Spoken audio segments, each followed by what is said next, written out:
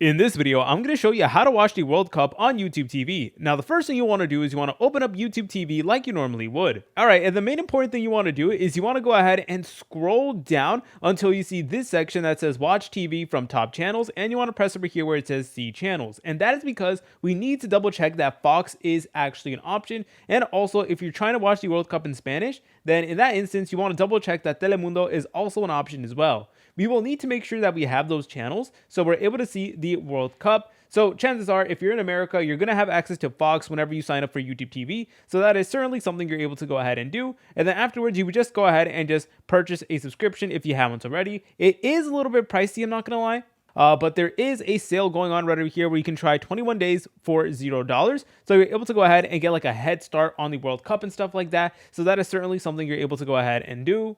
But anyways, once you're done with that, then you would just open up YouTube TV like you normally would, look up the World Cup, and you should be able to go ahead and see it when the World Cup is live and ready to go. If you guys found this video helpful, make sure to leave a like and subscribe. I'll see you in the next video.